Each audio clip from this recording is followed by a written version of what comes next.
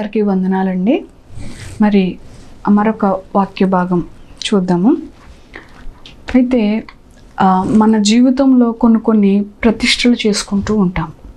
ఏంటి అంటే కనుక, కానీ మనం చేసుకోవాల్సింది ఏంటి అంటే కనుక మన శరీరంతో దేవుణ్ణి ప్రతిష్ఠించుకోగలగాలి. అదేంటండి శరీరంతో దేవుని ప్రతిష్ఠించడం ఏంటండి? మన శరీరాన్ని దేవునికి ప్రతిష్ఠించడం ఏంటండి అంటే కనుక, ఇక్కడ చాలా వరకు పాపము చేయడానికి గల కారణం ఏంటి అంటే శరీరం మీద కంట్రోల్ లేకపోవడాన్ని బట్టి. అవునా? అదే శరీరంలో ఉన్న ప్రతి భాగం దేవునికి స్వాధీనపరచుకున్నట్లయితే కనుక పాపానికి ప్రేరితులు ఎక్కడైనా అవుతారా? అవరు కదా. అందుకే మన శరీరానికి ఎవరికి ప్రతిష్ఠించుకోవాలంట? దేవునికి ప్రతిష్ఠించుకోగలగాలి.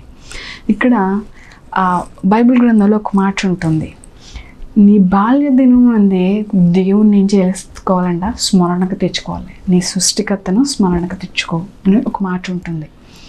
అది ఎవరి జీవితంలో నెరవేర్చబడింది అంటే కనుక దావీదు గారి జీవితంలో అది నెరవేర్చబడింది. దావీదు గారు బాల్య దినము నుండే ఒక రకంగా చెప్పాలి అంటే కనుక, ఇప్పుడు అర్థమయ్యే భాషలో చెప్పాలి అంటే కనుక ఆయన దేవునితో లవ్లో పడ్డాడు అని చెప్పుకోవచ్చు. ఒక మాటలో చెప్పగలగాలి అంటే దేవునికి అంత ఇష్టడుగా జీవించగలిగాడు. ఎందుకని అంటే కనుక ప్రతి ఒక్క విషయంలో దేవుని మహిమపరిచే విధంగా ఆయన ఉండగలిగాడు. మరి ఎలా సాధ్యమైంది అండి అంటే కనుక దేవుని మీద పరిపూర్ణంగా ఆయన ఆనుకోగలిగాడు కాబట్టి ఆయనకి అది సాధ్యమైంది. మరి దావీదు గారు చేసింది మన ఇంట్లో ఉన్న మన బిడ్డలు చేయలేకపోతున్నారు అంటే, ఈరోజు మన బిడ్డలు కూడా లవ్లో పడుతున్నారు. ఎక్కడ లవ్లో పడుతున్నారు? ఇంట్లో ఉన్న టీవీతోనో చేతిలో ఉన్న సెల్ ఫోన్తోనో లవ్లో పడుతున్న వారుగా ఉన్నారు. కానీ దావీదు గారు ఇలాంటి వాటికి, లోక ఆశలకి, లోక తంత్రాలకి ఆయన పడిపోయిన వాడిగా లేడు. ఆయన ఎవరితో లవ్లో పడ్డాడంట? దేవునికి ఇష్టానుసారమైన జీవితాన్ని జీవించి దేవునికి ఇష్టడుగా జీవించగలిగిన ఆ యొక్క అనుభవాన్ని ఆయన సంపాదించగలిగాడు.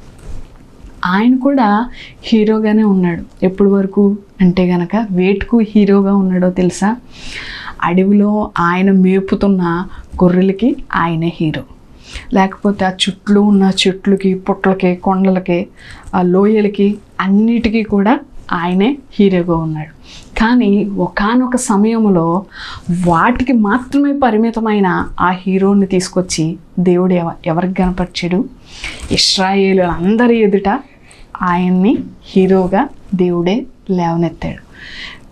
ఆ లేవనెత్తాడు అనడానికి గల కారణం ఏంటి అంటే కనుక ఆయన దేవుని మీద ఆధారపడిన విధానం బట్టి. అంటే దావీదు రోషం కలిగిన వ్యక్తిగా ఆయన జీవించాడు.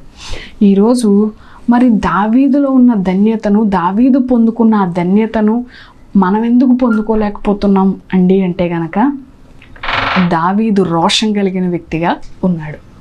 ఈరోజు క్రైస్తవులు ఏ విధంగా ఉన్నారు అంటే కనుక కాంప్రమైజ్ అయిపోతున్న క్రైస్తవులుగానే మిగిలిపోయారు. కానీ రోషం కలిగిన క్రైస్తవులను దేవుడు చూడాలనుకుంటున్నాడు.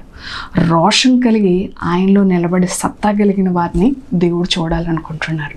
కానీ లోకానికి భయపడుతున్న వారుగా, కాంప్రమైజ్ అయిపోతున్న క్రైస్తవులుగానే మనం ఇలా ఉన్నాం కాబట్టి దేవుడి దృష్టిలో మనం హీరోలుగా నిలబడలేకపోతున్నాం. కానీ దావీదుకి హీరో దేవుడే. అలాగే దావీదుని హీరో చేసింది కూడా దేవుడే. అలాగే ఇక్కడ అప్పుడు మాత్రం తన సరౌండింగ్స్కి మాత్రమే పరిమితమైన దావీదు ఒకరోజు యుద్ధ ప్రాంగణంలోకి రావడం జరిగింది. అతను వచ్చిన పరిస్థితి వేరే, కానీ అక్కడ విన్న మాటను బట్టి దేవుని కొరకు రోషం కలిగిన వ్యక్తిగా నిలబడ్డాడంట. దేవుని కొరకు నిలబడినప్పుడు విజయాన్ని చూశాడు. ఆ విజయం వచ్చిన తర్వాత కూడా ఏం మాట్లాడుతున్నాడు? ఇది నా బట్టి వచ్చింది కాదు, నాలో ఉండి యుద్ధం చేసిన వాడు నా దేవుడు యెహోవాను బట్టే నాకు ఈ విజయం వచ్చింది. అంటే ఆ విజయాన్ని ఎవరికి ఇస్తున్నాడు ఆయన? దేవుని బట్టే నాకు ఈ విజయం వచ్చిందని ఆ మహిమను కూడా ఎవరికి చెల్లించగలుగుతున్నాడా? దేవునికే చెల్లించగలుగుతున్నాడు. మరి ఈరోజు దావీదు వంటి నిరీక్షణ, లేకపోతే దావీదు జీవించిన విధానం నీ జీవితంలో, నా జీవితంలోనూ ఉండగలగాలి అంటే నీలో కొన్ని మార్పులు రాగలగాలి. ఏంటి ఆ మార్పులు అంటే కనుక నీవు మొదట మంచివానిగా ఉండగలగాలి, మంచివాడిగా ఉండగలగాలి. రెండోది నీతిమంతునిగా మార్చబడాలి. మూడోది ఆయన మహిమలోకి అంటే పరిశుద్ధతలోనికి నువ్వు మార్చబడాలి. అర్థమైనయ్యా? ఈ మూడు కూడా దావీదు జీవితంలో ఉన్నాయి. అందుకే ఆయన్ని దేవుడు హీరోగా ఇశ్రాయేల్ అందరి ఎదుట ఘనపరిచిన వ్యక్తిగా ఆయన ఉన్నాడు. ఈరోజు దావీదు వంటి స్థితిలో నీవు నేను నిలబడాలి అంటే మన జీవితంలో కూడా దేవునికి 3 లక్షణాలు, ఈ 3 మన జీవితంలో కూడా కనిపించినప్పుడు మనం కూడా అదే స్థితిలో నిలబడగలుగుతాం. అయితే ఇక్కడ ఈ 3 గురించి మనం మాట్లాడుకుంటే కనుక మొదటిది మంచివానిగా అనుకున్నాం కదా. మంచివారిగా ఉండాలి అంటే ఏం చేయాలి? చాలామందికి తెలిసిందేది, నీ మాట విధానం సరిగ్గా చూసుకోవాలి, నీ చూపు విధానం, నీ ప్రవర్తన అంతా జాగ్రత్తగా చూసుకోగలగాలి, సమాజంలో సాక్ష్యాన్ని సంపాదించుకున్న వ్యక్తిగా నువ్వు ఉండగలగాలి. ఈ మంచి లక్షణాలను కలిగి ఉంటే కనుక నువ్వు మంచివాడే లెక్కలే. ఇది ఈజీయే, పెద్ద కష్టమేమీ కాదు. రెండవది ఏంటంట? నీతిమంతునిగా నువ్వు మార్చబడాలి. నీతిమంతులుగా ఎప్పుడు మార్చబడతారు? నీవు మార్పు చెంది నీ మారు మనసు జీవితాన్ని కలిగి మారు మనసు అనుభవంలోకి నువ్వు నడిపింపబడి దేవుని యొక్క ఆధీనంలో దేవునికి నిన్ను స్వాధీనపరుచుకున్నప్పుడు, ఆయన నీతి యథార్థతలో నువ్వు నడిచి ఉన్నప్పుడు నిన్ను ఆయన నీతిమంతునిగా మారుస్తాడు. రెండవది ఏంటి? నీతిమంతునిగా నువ్వు మార్చబడాలి. మరి మూడవది ఏంటి? నువ్వు పరిశుద్ధతలోనికి మార్చబడాలి.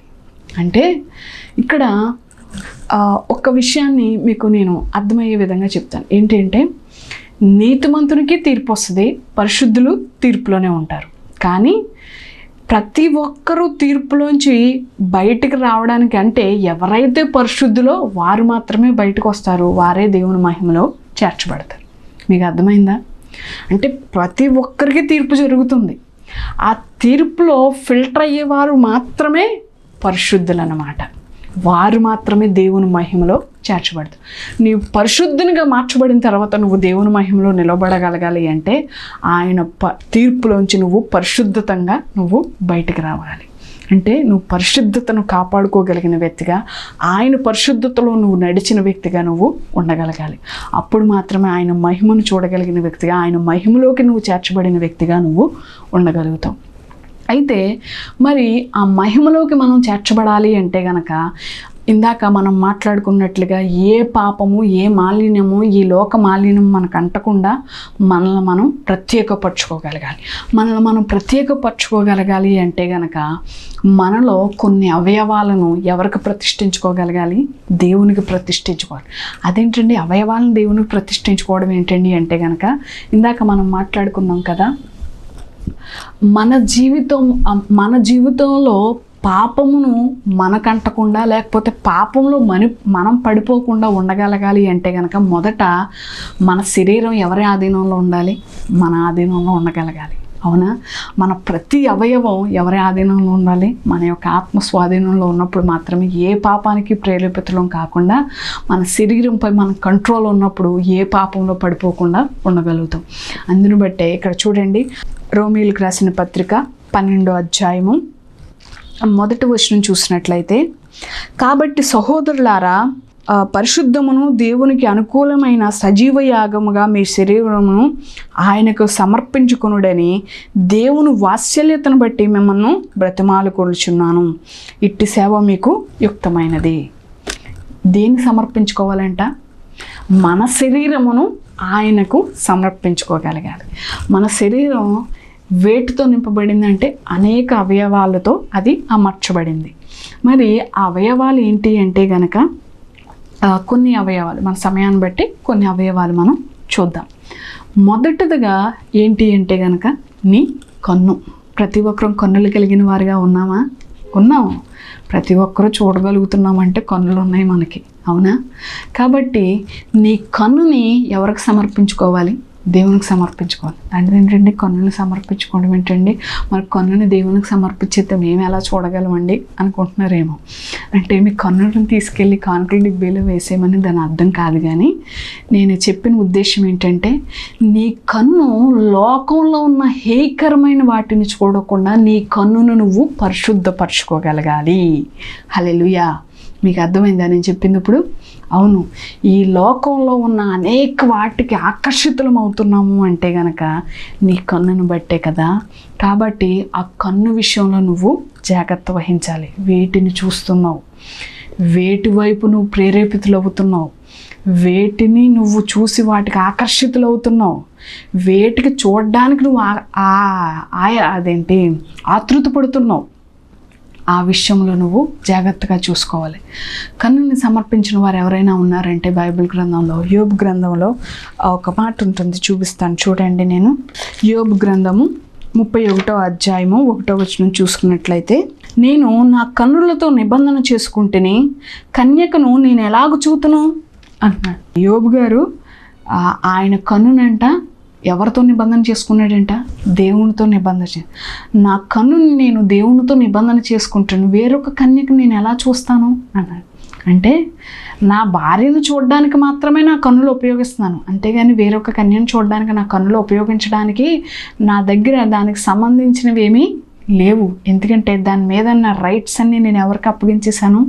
దేవునికి అప్పగించాను. కాబట్టి ఆ రైట్స్ నేను తీసుకోలేదు. అలాగే మన జీవితంలో అంటే లోకంలో సంచరిస్తున్నప్పుడు ఈరోజు అనేక మంది, చాలామంది చూస్తూ ఉంటారు. అవునా? స్త్రీలైన వారు పురుషులను చూస్తారు, పురుషులైన వారిని స్త్రీలను చూస్తారు. చూడడంలో తప్పేమీ కాదు, కానీ ఆ చూపు మరొక విధంగా ఉంటేనే అదే తప్పు. అంటే అన్యుల గురించి కాదు, క్రైస్తవుల గురించి మనం మాట్లాడుకోగలగాలి అంటే కనుక బైబిల్ ప్రకారం వ్యభిచారం తప్పయి ఉంది, పాపమై ఉంది. అవును కదా? మరి ఈరోజు క్రైస్తవులు శరీరంతో పాపం చేయట్లేదు, కానీ చూపుతో పాపం చేసేవారు అనేక మంది ఉన్నారు. అంటే నేను అందరినీ అనట్లేదు, కానీ కొంతమంది అయితే ఉన్నారు. కాదంటారా? ఉన్నారు, ఖచ్చితంగా ఉన్నారు. ఎందుకు అంటే కనుక వాళ్ళ చూపు ఇబ్బందికరంగా ఉంటుంది. ఎదుటి వారికి ఇబ్బందికరమైన చూపును వారు కలిగి ఉన్నారు అంటే కనుక ఆ చూపు ఏమై ఉన్నట్టు? పాపం. ఎలాంటి చూపును కలిగి ఉన్నారో గ్రహించలేని వారు ఎదుటివారు ఎవరు లేరు. అది స్త్రీలు చూసినా పురుషులు చూసినా ఆ చూపులు అవతల వారికి ఇబ్బందికరంగా ఉంది అంటే కనుక వారు లోపల ఏ ఉద్దేశాన్ని కలిగి ఉన్నారో కూడా అవతల వారికి తెలిసే ఉంటుంది. ఆ గ్రహించగల శక్తి పురుషుల్లో కంటే స్త్రీల్లో ఇంకా ఎక్కువగా ఉంటుంది. నువ్వు ఇప్పుడు వాటితో సాంగత్యం చేస్తే కనుక నువ్వు కూడా ఎవరి దృష్టిలో హేయకరుడుగా ఉన్నావు, దేవుని దృష్టిలో హేయకరుడుగానే ఉన్నావు. కాబట్టి నీలో ఈ లోకంలో మాలిన్యం నీకు అంటకుండా ఉండగలగాలి అంటే మొదట నీ చూపును జాగ్రత్తగా చూసుకోగలగాలి. యోబు అంటున్నాడు, నా కన్నులను దేవునికి నేను నా కన్నులతో నేను దేవునికి నిబంధన చేసుకున్నాను, కాబట్టి వేరే ఒక కన్యకని నేను ఎలా చూడగలుగుతాను? నా భార్యను మాత్రమే ఆ ఉద్దేశంతో కాదు, వేరొకరిని నేను ఆ ఉద్దేశంలో చూసే శక్తి నా దగ్గర లేదు అంటాడు. అలాగే లోక సువార్తలో కూడా ఒక మాట ఉంటుంది చూడండి. లోక సువార్త 11వ అధ్యాయము 34వ వచనం చూసుకున్నట్లయితే, నీ దేహమునకు దీపము నీ కన్నే గనక నీ కన్ను తేటగానుంటే నీ దేహమంతయు వెలుగుమై ఉండును, అది చెడ్డదైతే నీ దేహమును చీకటమయమై ఉండును. నీ శరీరమునకు నీ కన్ను ఏమై ఉందంట? దీపమై ఉంది. కాబట్టి అది వెలిగించబడింది అనుకో, అది వెలిగించబడాలి అనుకోండి, నీ కన్ను దేన్ని చూడకూడదు? పాపాన్ని చూడకూడదు. లేదు అది చీకట్లో పడిపోవాలి అనుకోండి, నీ కన్ను దేన్ని చూస్తుంది? పాపాన్ని మాత్రమే చూడడానికి ఆతృత పడుతున్నట్లుగా ఉంటుంది. కాబట్టి ఇక్కడ చూడండి, నీ దేహమునకు దీపము నీ కన్నే గనక నీ కన్ను తేటగానుంటే నీ దేహమంతయు వెలుగుమై ఉండను.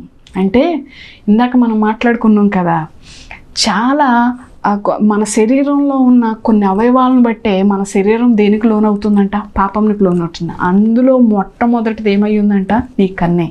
కాబట్టి నీ కన్ను వేటిని చూస్తుందో నువ్వు జాగ్రత్తగా చూసుకోవాలి. వేటిని చూడడానికి ఇష్టపడుతుందో కూడా నువ్వు చూసుకోగలగాలి. కాబట్టి నీ కన్ను విషయంలో నువ్వు జాగ్రత్త. నీ కన్ను వేటిని చూస్తుందో దాని విషయంలో కూడా నువ్వు లెక్క చెప్పాల్సిన అవసరమై ఉంది. కాబట్టి అది నీ శరీరాన్ని వెలుగుమయముగా ఉంచగలగాలి అంటే గనక అది పరిశుద్ధమైన వాటిని మాత్రమే చూడగలగాలి. ఒకవేళ పాపమునకు ప్రేరేపితే అది చూస్తే కనుక నీ కన్నుతో పాటు నీ దేహమంతయు కూడా ఏమైపోతుందంట? చీకటమయమైపోతుంది. కాబట్టి నీ కన్ను విషయంలో, నీ చూపు విషయంలో, వేటిని చూస్తూ ఉన్న వాటి విషయంలో జాగ్రత్త వహించవలసిన వారుగా మనం ఉండగలగాలి. అలాగే ఇంకొక మాట, రెండవది ఏంటంట, నీ చెవులు. మరి చెవులు వేటిని వినడానికి ఇష్టపడుతున్నాయి అంటే కనుక మార్కు సువార్త 4వ అధ్యాయము 23వ వచనం చూసినట్లయితే, వినుటకు చెవులైన వానికైనా ఉండిన ఎడల వాడు వినుగాక, మరియు ఆయన మీరేమి వినుచున్నారో జాగ్రత్తగా చూచుకొనుడి. రెండోది ఏంటంట, చెవులు. ఈ చెవులంట ఏం వింటున్నాయో జాగ్రత్తగా చూసుకోవాలి. చెవులు ఉన్న ప్రతివాడు ఏం చేస్తున్నాడంట, వినుగాక అన్నాడు. చెవులు దేనికి ఇచ్చాడు దేవుడు? వినడానికి మాత్రమే ఇచ్చాడు. మరి వినడానికి మాత్రమే ఇచ్చినప్పుడు ఏమి వినడానికి వాటిని ఉపయోగించాలో కూడా మనం తెలుసుకోగలగాలి. అవునా? వేటిని వినడానికి ఉపయోగించాలి అంటే గనక బైబిల్ గ్రంథంలో కూడా రాయబడి ఉంది. ఏటిని వినడానికి ఇష్టపడాలి అంటే కనుక వాక్యం వినడానికి ఇష్టపడాలి. అలాగే దరిద్రుని యొక్క మొరను ఆలకించడానికి ఇష్టపడాలి. ఈ రెండిట్లకే కాకుండా వేటినో వినడానికి నువ్వు ఇష్టపడ్డావు అనుకోండి, ఆ దరిద్రుడి మొర నువ్వు వినడానికి ఇష్టపడలేదు, మరి ఈ దరిద్రుడు పెట్టిన మొర దేవుడు వింటాడా? దరిద్రుడు మొర పెట్టాడు అనుకోండి, ఆ మొర వినడానికి నీకు ఇష్టం లేదు, మరి నువ్వు ఆయన దృష్టిలో ఆ విధంగానే ఉన్నావు కదా, మరి నువ్వు పెట్టిన మొర దేవుడు వింటాడా అంటే ఏమో చెప్పలేం కదా. కాబట్టి చెవులు వినడానికి మాత్రమే దేవుడు ఇచ్చాడు, కానీ వేటిని వినడానికి ఇచ్చాడో కూడా దేవుడు మనకి తెలియజేస్తున్నాడు. మరి వాటిని వినడానికి మాత్రమే నీ చెవులు ఉపయోగిస్తున్నావా? లేదు. వేటికి ఉపయోగిస్తాం? గాసిప్స్. ఒక 2-3 స్త్రీలు కూర్చున్నారంటే ఇంకా ఆ మాటలకు అంతూ పొద్దు ఉండదనమాట. విచ్చలవిడిగా ఇంకా వచ్చేస్తూ ప్రవాహంలో వచ్చేస్తూ ఉంటాయి అన్నమాట. నాన్ స్టాప్గా వచ్చేస్తూ ఉంటాయి. ఏం మాట్లాడతారు, ఏం వింటున్నారు అంటే కనుక ఏమో, వాళ్ళకు ఉపయోగపడేది అందులో ఎంతవరకు ఉందో తెలియని పరిస్థితి. కాబట్టి వాటి విషయంలో కూడా నువ్వు జాగ్రత్త వహించాలి. అందుకే ఇక్కడ మాట్లాడుతున్నారు చూసారా, 23వ వచనం చూసినట్లయితే, చెవులు ఉన్నవారు వినును, అలాగే మీరేమి వినుచున్నారో జాగ్రత్తగా చూచుకొనుడి. అలాగే సామెతల గ్రంథంలో కూడా ఒక మాట ఉంటుంది. చూడండి, సామెతల గ్రంథము 21వ అధ్యాయము 13వ వచనం చూసుకున్నట్లయితే గనక 21వ అధ్యాయము 13వ వచనం చూసినట్లయితే, దరిద్రుల మొర వినక చెవి మూసుకుని వాడు తాను మొర్రపెట్టినప్పుడు అంగీకరింపబడదు. ఇందాక మనం మాట్లాడుకున్నాం కదా, రెండింటికి మాత్రమే మన చెవులను ఉపయోగించాలి. ఒకటి ఏంటంట, దేనికంట, దేవుని వాక్యం వినడానికి మన చెవులను ఉపయోగించాలి. రెండోది దరిద్రుని యొక్క మొరను వినడానికి మన చెవుల్ని ఉపయోగించాలి. ఒకవేళ ఆ మొర వినకపోతే నువ్వు పెట్టిన మొర ఆయన అంగీకరించడంట. కాబట్టి ఈ రెండింటి విషయంలో వేటి విషయంలో మన చెవులను ఉపయోగిస్తున్నామో మనం సరి చూసుకోగలగాలి. అలాగే మూడవదిగా చూద్దాము, నాలుక. ఏంటంట ఇది? నాలుక. ఎఫెసీ రాసిన పత్రిక చూడండి, 4వ అధ్యాయము 29వ వచనం చూసినట్లయితే, వినువారికి మేలు కలుగునట్లు అవసరమును బట్టి క్షేమావృద్ధికరమైన అనుకూల వచనమై పలుకుడి గాని దుర్భాష ఏదైనాను మీ నోట నుండి రానియకుండి. రానియుడి అంటున్నాడా, రానియకుడి అంటున్నారా? దుర్భాష మీ నోట నుండి రానియకుడి. అక్కడ చూడండి, వినువారికి మేలు కలుగునట్లు అవసరమును బట్టి క్షేమావృద్ధికరమైన అనుకూల వచనమే పలుకుడి కానీ దుర్భాష ఏదైనాను మీ నోట రానియకుడి అంటే నీ నాలుక విషయంలో జాగ్రత్త వహించాలి. వేటి విషయమై నువ్వు మాట్లాడుతున్నావో, ఎలాంటి మాటలు మాట్లాడుతున్నావో కూడా నువ్వు జాగ్రత్తగా చూసుకోగలగాలి. అనుకూల వచనమే, క్షేమ సమాచారమే నీ నోట్లోంచి రావాలి, కానీ దుర్భాషలాడడానికి నీకు నోరు ఇవ్వలేదు దేవుడు. లేకపోతే నీ నాలుకని వెచ్చలవిడిగా వాడడానికి దేవుడు ఇవ్వలేదు. అందుకే యాకోబు రాసిన పత్రికలో అంటాడు, నీ నోటికి ఏం పెట్టుకోవాలంట, కళ్ళెము పెట్టుకోవాలి అంటున్నాడు. ఒకవేళ ఈ నోటికి కళ్ళెము లేదనుకోండి, ఇష్టానుసారంగా మాటలు వచ్చేస్తూ ఉంటాయి. వాటిని బట్టి మనకి ఏమొస్తుందా? ఆశీర్వాదం వస్తుందా, కీడు వస్తుందా? నీ మాటను బట్టి నీ మీదకి కీడే వస్తుంది. ఎందుకంటే నీ మాట విషయంలో చాలా జాగ్రత్తగా కాచుకోగలగాలి. అందుకే మన పెద్దవాళ్ళు అంటూ ఉంటారు, కాలు జారితే తీసుకోగలం కానంట, నోరు జారితే తీసుకోలేము అంటూ ఉంటారు. కాబట్టి నీ నోటి విషయంలో జాగ్రత్త వహించాలి. అలాగే యాకోబు రాసిన పత్రికలో యాకోబు భక్తుడు కూడా అంటున్నాడు కదా, మీ నోటికి కళ్ళెము పెట్టుకున్నాడు. అవును, ఎంత అవసరమో అంతవరకే మాట్లాడగలగాలి. అవసరం లేని మాటలు మనం మాట్లాడేవారుగా ఉండకూడదు. దుర్భాషలతో నీ నోటిని నింపుకునేవానిగా నువ్వు ఉండకూడదు. ఒక్కొక్కసారి మనకి తెలిసిన వారు కానివ్వండి, లేకపోతే మన చుట్టుపక్కల వారుగా ఉండి, కొంతమంది దేవుని నమ్మిన బిడ్డలు అయినప్పటికీ కూడా కోపం వచ్చిందంటే నోటికి ఏం మాట్లాడుతున్నారో కూడా, ఏం వస్తుందో కూడా చూసుకోలేని పరిస్థితులు వారి జీవితంలో కనిపిస్తూ ఉంటాయి. కానీ అలాంటి వారితో దేవుడు మాట్లాడుతున్నాడు, నీ నోటి విషయంలో జాగ్రత్త, నీ నోటికి కళ్ళెము పెట్టుకో. ఎందుకంటే ఒకవేళ నువ్వు భక్తిపరుడివే అని నువ్వు అనుకుంటున్నావేమో, కానీ నీ నోట్లోంచి ఇలాంటి దుర్భాషలు వస్తే గనక అది నీ భక్తిని ఏం చేస్తుంది? పెంచుతుందా, తగ్గించేస్తుందా? దేవుని దృష్టిలో నిన్ను హెచ్చింపజేస్తుందా, తగ్గించేస్తుందా? కాబట్టి దాని విషయంలో జాగ్రత్త. నువ్వు ఒకవేళ నీ స్వాభావికాన్ని కప్పుపుంచుకునే ప్రయత్నం చేస్తున్నావేమో, కానీ ఏదో ఒక రోజు బయటపడే పరిస్థితి వస్తుంది. కాబట్టి దాని విషయంలో నువ్వు జాగ్రత్త వహించాలి. అలాగే ఇంకొక మాట, ఇప్పటికి ఏం చూసాం? కళ్ళు చూసాం, చెవులు చూసాం, నాలుగు చూసాం, అవునా? అలాగే మనస్సు కూడా చూద్దాం. చూడండి, కొలస్సీలు రాసిన పత్రిక 3వ అధ్యాయము 2వ వచనం చూసినట్లయితే, పైనున్న వాటి మీదే కానీ భూ సంబంధమైన వాటి మీద మనసు పెట్టుకొనకుడి, ఏలయనగా మీరు మృతి పొందుతురి. ఇక్కడ ఏంటంట, పైనున్న వాటి మీదే ఏం చేయాలంట? మన మనస్సు పెట్టగలగాలి. వేటి మీద పెట్టొద్దు అంటున్నాడు? భూ సంబంధమైన వాటి మీద మనసు పెట్టుకోండి. భూ సంబంధమైన వాటి మీద అంటే ఏమొస్తాయి అందులోకి అంటే కనుక ఒక్క మాటలో మనకు అర్థమయ్యే భాషలో చెప్పుకోవాలంటే శరీరాశ, నేత్రాశ, జీవుడు. అంటే ఏమి తిందామా, ఏమి తాగుదామా, ఏమి ధరించుకుందామా, వీటి విషయమైతే భూ సంబంధమైన వాటి మీద మనం మక్కువతో ఉన్నవారిగా ఉంటూ ఉంటాం. కానంట నీ మనసుని ఎక్కడ నువ్వు పెట్టగలగాలి అంటే పైనున్న వాటి మీదే నీ మనసుని పెట్టగలగాలి. ఆ పైన ఏమున్నాయి అంటే కనుక ఆయన యొక్క ఆశీర్వాదం. అంటే నీ యొక్క భక్తి జీవితంలో ఎదుగుతున్న విధానాన్ని బట్టి ప్రతి శ్రమలో, ప్రతి ఇరుకులో, ప్రతి ఇబ్బందిలో దేవుని మీద మాత్రమే నువ్వు ఆధారపడగలగాలి.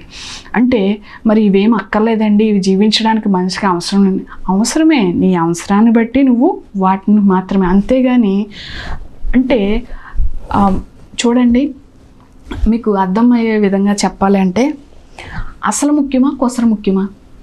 అసలే కదా ముఖ్యం. అంటే అసలు దాన్ని పోగొట్టుకుని కొసరుని సంపాదించుకున్న వారిగా ఉంటాం, దేన్ని? భూ సంబంధమైన వాటి వైపు చూస్తే. కానీ అసలైంది ఏంటి? నువ్వు ఈ లోకానికి యాత్రికునిగా వచ్చావు. నీ లోకయాత్ర ముగించిన వెంటనే నువ్వు ఎక్కడ కలవాలి? ఆయన సముఖంలో, ఆయన ఎదుట నిలిచి ఉండాలి. అవునా?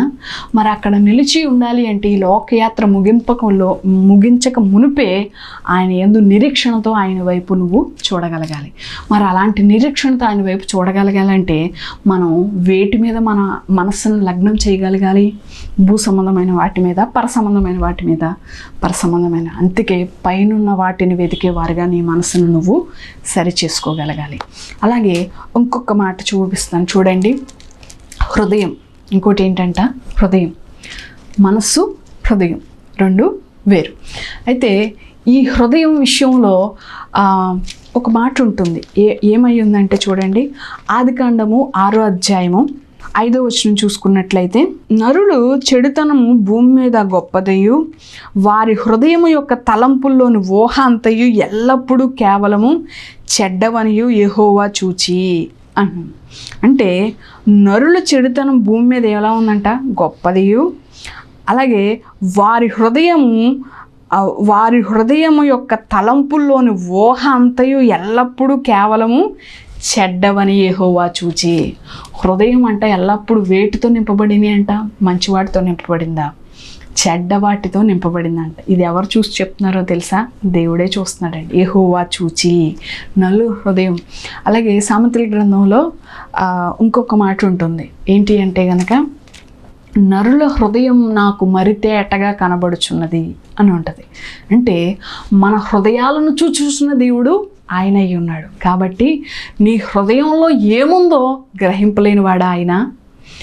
మనుషులు పై రూపాన్ని మాత్రమే చూడగలుగుతారు, కానీ ఆయన నీ హృదయాలను చూచుచున్న దేవుడుగా ఆయన ఉన్నాడు.